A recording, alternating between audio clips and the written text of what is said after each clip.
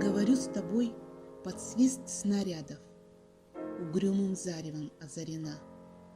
Я говорю с тобой из-за Ленинграда, страна моя, печальная страна.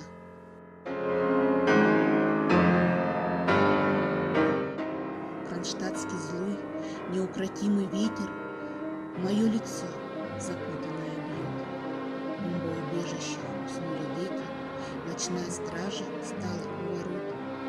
Над Ленинградом смертная угроза. Бессонной ночи, тяжек день любой, но мы забыли, что такое слезы, что называлось страхом и мольбой. Я говорю, нас, граждан Ленинграда, не поколеблет грохот канонад.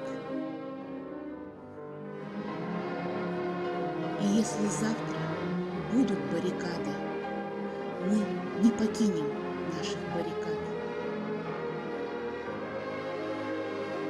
И женщины с бойцами станут рядом, и дети нам патроны поднесут, и над всеми нами зацветут старинные знамена Петрограда.